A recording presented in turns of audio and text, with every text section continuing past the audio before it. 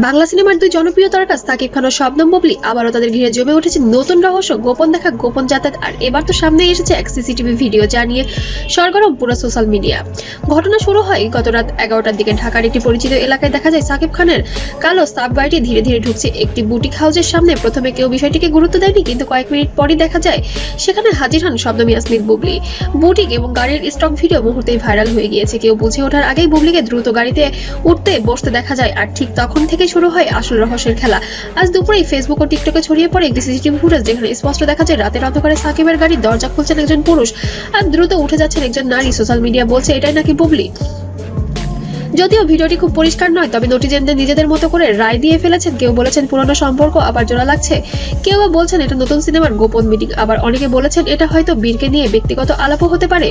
বড় রহস্য হলো গাড়িটি ঠিক কোথায় গেল। ভিডিওটি ভাইরাল হওয়ার পর সোশ্যাল মিডিয়ায় ডেডিকেটেড দলগুলো শুরু করেছে আরো তদন্ত। কেউ বলেছে গাড়িটি নাকি গিয়েছিল বনানীর দিকে, কেউ আবার দাবি করেছেন এটি গেছে একটি প্রাইভেট স্টুডিওতে, যেখানে হয়তো শুটিং, হয়তো আলোচনা হয়েছিল, অনেক আয়োজনও ছিল। এরই মধ্যেই সামনে এসেছে এক প্রত্যক্ষদর্শীর দাবি। তিনি বলেন, হ্যাঁ আমি গাড়িটি দেখেছি, মনে হচ্ছিল তারা তাড়াহুড়া করছিল, ওর কোথাও যাওয়ার জরুরি প্ল্যান ছিল, এমনও দাবি করেছেন। এবং আসতেই নেটপাড়া উত্তাল হয়ে গিয়েছে পুরো বিষয়টি।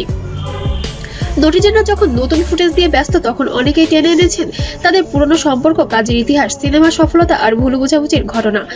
অনেকেই বলেছেন তাদের অন স্ক্রিন কেমিস্ট্রি সর্বদাই আলোচনায় ছিল, তাই আবার তাদের একসাথে দেখা গেলে স্বাভাবিকভাবে গুঞ্জন ওঠে। ফিল্ম ইন্ডাস্ট্রির ভেতরের একটি সূত্র বলেছে এটি হয়তো একটি নতুন প্রজেক্টের জন্য মিটিং। বড় বাজেটের একটি সিনেমা নাকি পরিকল্পনার আছে, সেখানে নায়ক সাকিব খান এবং নায়িকা হবেন শবনম বুবলি। তবে সূত্রটি নিশ্চিত করে কিছু বলেননি।